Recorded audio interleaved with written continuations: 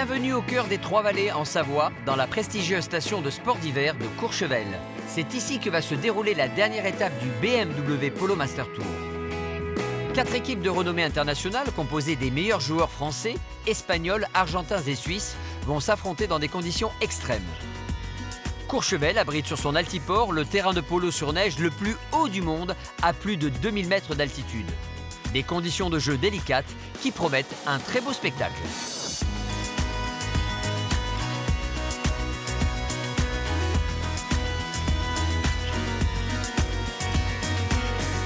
Au cœur de toute cette agitation, nous retrouvons un jeune couple passionné de polo, Simon Le Guimbul, handicap 2, qui jouera dans l'équipe BMW, et Marine, qui pratique elle aussi le polo, mais qui est venue spécialement pour soutenir et aider Simon à bien préparer cette compétition. Simon et Marine, c'est important évidemment ce tournoi à Courchevel. Comment on aborde une compétition en couple ? Moi j'essaie d'être la plus présente possible pour lui, et puis c'est vrai que j'ai toujours un énorme plaisir à venir le voir jouer, donc pour moi c'est vraiment pas un supplice, au contraire. Et vous, Simon ? Pour moi, c'est très important, surtout l'hiver, en fait, qu'elle puisse être là, un petit peu, nous suivre. Et puis aussi, entre les périodes, c'est important, plutôt que de chercher où est mon cheval, que je vais devoir monter pour la période suivante, et ben, je la cherche du regard, elle vient me réconforter. En général, elle m'apporte aussi un petit peu d'eau, on change de maillet s'il faut par rapport au cheval. Et voilà, pour moi, c'est pas seulement pour ce qui se passe sur le terrain le jour même, mais typiquement, si tout d'un coup on perd un match ou qu'on a fait quelques erreurs ou on s'en veut un petit peu, tout ce qui est réconfort après le match, c'est la première personne en fait vers qui je vais, et c'est très important, ça permet de passer plus vite. Si je suis tout seul dans mon coin, en général, je vais ruminer un petit peu plus longtemps. On cogite. Tout à fait. Alors, je sais que pour cette demi-finale, vous rencontrez donc Brio Rigaud, qui était donc votre partenaire l'année dernière. Motivation supplémentaire ? Motivation supplémentaire, tout à fait. D'autant plus que c'est un super joueur. Meilleur joueur français, handicap 5. Qui a beaucoup d'expérience sur la neige. C'est vraiment un plaisir de pouvoir jouer contre des joueurs comme ça ici à Courchevel. Alors avec vous, il y a évidemment le patron de l'équipe, Marco Henning, et puis il y a Pedro, l'Argentin, qui lui est handicap 5, qui est donc l'alter ego, on va dire, de Brio Rigaud. De Brio, exactement. Ce sera un petit peu le duel entre les deux handicap 5, l'Argentin et le Français de l'autre. Et je me réjouis vraiment de pouvoir participer à ce match. Alors on m'a dit dans les équipes adverses qu'il y avait un petit rituel entre vous deux qui est magique. Il paraît qu'il y a un bisou. Magique, je sais pas, parce que sinon il gagnerait tout, mais... Non, c'est vrai, pour la motivation, c'est très important. Mais disons que c'est le premier truc quand je monte sur mon cheval, c'est de nouveau d'aller la chercher pour... En principe, je suis toujours vers l'entrée du terrain, et c'est vrai qu'on se fait un petit bisou avant qu'il rentre sur le terrain. Et des bisous, Simon va en avoir besoin, puisqu'il est l'heure de s'échauffer. La compétition va commencer. Contrairement aux dernières étapes de ce BMW Polo Master Tour, les matchs ne se déroulent pas de nuit, mais en pleine journée. Ce qui permettra aux skieurs les plus curieux de venir admirer le spectacle. Et comme le terrain est plus petit qu'à Megève, les équipes passeront de 4 à 3 joueurs. Au programme de cette première journée de championnat, qui verra 2 équipes obtenir leur place pour la grande finale, l'équipe Julien Joallier, en maillot rouge, affrontera l'équipe Scapa en maillot bleu. Et le deuxième match opposera l'équipe Maison Tournier en maillot vert à l'équipe BMW de Simon Le Guimbul en maillot blanc. Voici les 2 équipes qui ouvrent la compétition. Julien Joallier en rouge contre Scapa en bleu. Au programme de ce premier match, 4 périodes de jeu ou shockers de 7 minutes 30.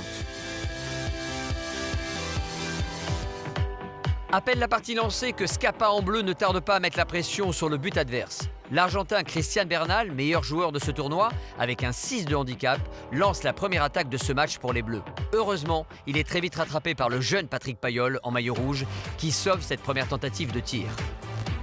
Les Rouges de leur côté tentent aussi de percer la défense des Bleus, mais sans succès. C'est un premier shocker très disputé qui s'achève sur un score vierge de 0 partout. En deuxième période, les Rouges semblent déstabilisés et Christian Bernal en profite pour marquer le premier goal de la partie, 1-0 pour les Bleus de Scapa. Mais l'équipe des Rouges de Laurent Dassault, tenante du titre, ne compte pas laisser passer la finale. En fin de seconde période, Mathieu Delfosse égalise pour les Rouges sur une pénalité, 1 partout. Dans le troisième shocker, Michael Reading en bleu attaque. Mathieu Delfosse et son poney Quasimodo tentent de se défendre. Mais ils n'ont pas de soutien. C'est finalement l'Argentin Christian Bernal qui se faufile et pousse la balle dans les goals. 2-1 pour les Bleus de Scapa. Les équipes sont au coude à coude et marquent l'une après l'autre. Le match est très disputé. En début de quatrième période, Scapa mène seulement d'1 point, 3-2. Quatrième période est shocker décisif pour les 2 équipes. Dans la confusion devant le goal des Bleus, Laurent Dassault arrive à pousser la balle et permet à l'équipe des Rouges de revenir à égalité, 3 partout. Tout est à refaire pour les 2 équipes. Dans les premières minutes de ce 4e choker, l'équipe Julien Joallier en rouge prend l'ascendant grâce à Mathieu Delfosse qui marque à 2 reprises. Le score est de 5-3. Mais les Bleus de Scapa réagissent très vite. À peine la balle remise en jeu, l'Anglais Michael Redding fonce et marque. Même chose pour Christian Bernal quelques secondes plus tard qui s'échappe et qui permet à Scapa en bleu de revenir au score 5 partout. La cloche sonne la fin du match et il y a égalité parfaite. Alors pour départager les deux équipes, comme au football, place à une séance de tir au but. Les règles du jeu sont simples, un défenseur fait office de gardien de but et le premier qui échoue offre la victoire à l'autre équipe. Mathieu Delfosse s'élance en premier pour l'équipe des Rouges. Au pas, il assure tranquillement sa balle et marque. Pour l'équipe des Bleus, c'est Christian Bernal qui s'avance. Il tire, mais Mathieu Delfosse se jette sur la balle et la dévie. L'équipe de Julien Joallier en rouge obtient donc de justesse et après un match sous tension, sa place en finale, 6-5. Place au second match de la soirée, Maison Tournier en vert contre BMW et Simon Le Guimbul en blanc. La température est toujours négative, la neige tombe sans arrêt depuis le début de la compétition. Des conditions de jeu dantesques, mais qui n'entachent en rien la motivation des joueurs. Dans le premier choker, les Verts imposent le tempo. Clément Gosset, handicap 2, profite d'une belle relance de Brio Rigaud, l'un des meilleurs joueurs de ce tournoi avec un 5 de handicap, pour offrir à l'équipe des Verts le premier but de la partie. Quelques minutes plus tard, Brio Rigaud en vert, suivi de très près par son adversaire, l'Argentin Pedro Llorente, handicap 5 lui aussi, s'échappe et claque un deuxième goal pour l'équipe Maison Tournier, qui mène maintenant 2-0. En début de seconde période, les Blancs obtiennent une pénalité qui leur permettrait de revenir au score. Une pénalité tirée par Pedro Llorente, mais la balle passe à côté. Les Blancs de Simon Le Guimbul sont dans une mauvaise passe. À la fin du deuxième choker, Pedro l'Argentin profite d'un back défensif de Brio Rigaud qui rebondit sur son cheval. Il ne reste plus qu'à claquer la balle dans les goals. C'est le premier point de la partie pour l'équipe BMW, menée 3-1. Et alors que le 4e choker commence, il ne reste plus que 7 petites minutes à l'équipe des Blancs de Simon Le Guimbul pour faire un miracle. Quelques minutes plus tard, sur la remise en jeu, Brio Rigaud dribble et tente de percer la défense des Blancs. Mais Llorente lui pique la balle et back pour Simon Le Guimbul, qui traverse tout le terrain seul et qui claque un très joli goal. BMW revient difficilement au score, 4-2. À la fin du 4e choker, Maride, la compagne de Simon Le Guimbul pour BMW, l'encourage plus que jamais dans ses dernières minutes de jeu.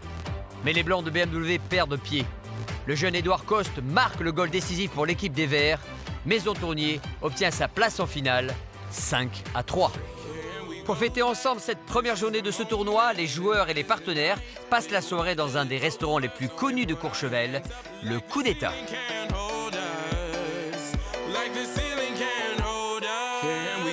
Une soirée polo qui, une fois n'est pas coutume, ne se terminera pas trop tard dans la soirée.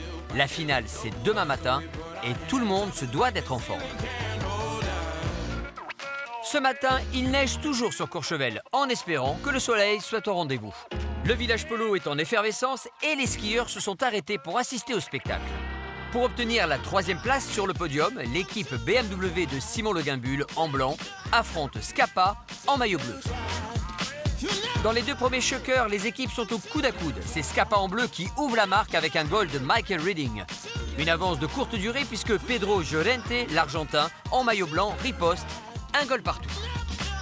Les équipes traversent le terrain de bout en bout. Attaque, back, relance. Finalement, Scapa prend de l'avance sur BMW grâce notamment à un goal de Christian Bernal. Les Blancs, plus motivés que jamais, concluent le deuxième choker par une très belle action de Simon Le Guimbul qui tire au goal. Sa balle flirte avec le poteau, mais elle est rattrapée par Llorente qui marque. La 3e période démarre sur un score très serré de 4-3 pour les Bleus de Scapa.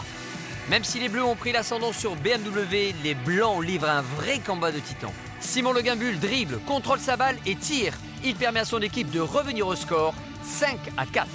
Ce jeune Suisse est partout. Il tente une nouvelle attaque, back au centre, intercepté de justesse par Christian Bernal en bleu. Mais Pedro, l'Argentin, est là où on ne l'attend pas. Il récupère la balle et marque. Les Blancs de BMW égalisent 5-5. 4e et dernière période de cette petite finale. Il ne reste que quelques minutes aux deux équipes pour se départager. L'Anglais Michael Redding prend des risques. Il se penche sur son cheval, il frappe un back sous l'encolure et redonne l'avantage à son équipe, 8-7. Simon Le Guimbul, Pedro et Marc Hanni ne lâchent rien. Les Blancs de BMW se battent et tentent de revenir au score. Sur une passe de Michael Redding, son coéquipier argentin Christian Bernal scelle la victoire de Scapa avec un goal dans les dernières secondes du match. Les Bleus remportent de peu leur place sur la 3e marche du podium de ce BMW Polo Master Tour, 9-7. Les joueurs de Scapa, eux, sont très heureux. Le jeune Suisse Simon Le Guimbul est, lui, très déçu. Heureusement, il peut compter sur Marine pour le réconforter. Alors qu'on pourrait penser qu'à quelques minutes de la finale, la tension monte. Eh bien, dans les écuries, l'ambiance est plutôt détendue, à l'image de Patrick Payol et Brio Rigaud, adversaires pour l'occasion, mais amis dans la vie. Brio Rigaud, handicap 5. Notre ami Patrick Payol, handicap 4. Grosse finale, qui est favori? Ah oui, évidemment. C'est lui. Non, soyez sérieux, la cote. Attendez, ils sont invaincus sur la neige, là. Non, Ils raflent tout. Bon, on est d'accord, vous étiez partenaire l'année dernière, donc cette année vous êtes opposés. Exactement. Oui, mais il reste favori quand même. Il a plus voulu de moi, donc il a voulu faire une équipe un peu plus forte. Il a gagné, il a monté ses tarifs, qu'est-ce que tu veux faire? C'est ça. Il est temps pour les deux équipes finalistes de se présenter devant les spectateurs. En vert, les outsiders Maison Tournier et en rouge, les tenants du titre, Julian Joallier. Le premier shaker commence plutôt bien pour les Verts et Brio Rigaud puisqu'il ouvre très rapidement la marque. En quelques minutes, les outsiders creusent l'écart, 3-0. La balle, la ripée, elle est restée sur place. Le premier à tourner, c'est Patrick Payol. Qui laisse la balle à Mathieu. Mathieu avec le revers. Mathieu qui pointe à droite. Oh, il a deux joueurs verts sur lui. Mathieu, heureusement, il y a Patrick derrière. Patrick qui est pris d'un Mathieu devant les goals. L'équipe Julian Joallier marque là son premier point et rentre vraiment dans le match. Dans la seconde période, le corps à corps s'intensifie. Brio Rigaud, handicap 5, fait une jolie pichenette et creuse à nouveau l'écart, 5-3. Mais les Rouges intensifient le jeu et le jeune Payol fait une seconde période plutôt incroyable avec 2 goals consécutifs. Brieux qui claque à gauche, ça rebondit sur le bonnet de Laurent Dassault. Ça oblige Clément Gosset à revenir, tenter de neutraliser la contre-attaque de Patrick Payol. Et ça passe. Patrick Payol et ce cheval gris qui marque pour Julian Joallier qui égalise 5 partout. Dans la troisième période, c'est Brio Rigaud qui continue de mettre son talent à profit. Regardez un peu le travail de Brieux qui a feinté pour passer les deux joueurs. Il dribble, il est devant les goals, il n'y a personne, il va pousser à suivre et il marque. 7-6 pour les Verts de Maison Tournier. Regardez le travail de Patrick qui est allé récupérer cette balle, qui a tourné avec, qui a tapé une longue balle à suivre pour son capitaine Laurent Dassault. Laurent Dassault devant les goals avec son cheval gris, Laurent Dassault. Systématiquement, Laurent, à la troisième période, et avec ce petit cheval gris, nous marque des points. Et voilà. Et ça fait du bien à son équipe. On termine la troisième période sur un score de 7-7. Une nouvelle fois avant le dernier shaker, tout reste à faire pour les deux équipes. Qui obtiendra la première place sur le podium? Une chose est sûre, il va falloir se battre. Le public retient son souffle, la tension est à son comble, les deux défenses sont solides, les avants sont confiants et pourtant... Allez, c'est parti, les rouges. Avec Brieux qui contre l'action de Patrick Payol. Est-ce qu'il va pouvoir relancer le jeu? Il y a Clément Gosset qui est là à l'arrière. Attention, la balle échappe au vert. Et c'est Patrick qui prend la balle à gauche, qui la pousse. Et oui, c'est Patrick Payol qui marque le goal décisif de cette finale. Un goal qui permet à l'équipe des Rouges de Julian Joallier de remporter la compétition 8-7. Voilà, c'est ainsi que s'achève le BMW Polo Master Tour. Saint-Tropez, Val d'Isère, Megève et Courchevel. Une saison qui a permis aux novices comme aux passionnés de vivre des moments de polo extraordinaires. De jour comme de nuit, sur gazon ou sur neige. À bientôt pour une nouvelle saison de polo. En tout cas, moi, j'ai déjà mon maillot. I felt the earth beneath my feet. Sat by the river and it made me complete. Oh, simple thing, where have you gone?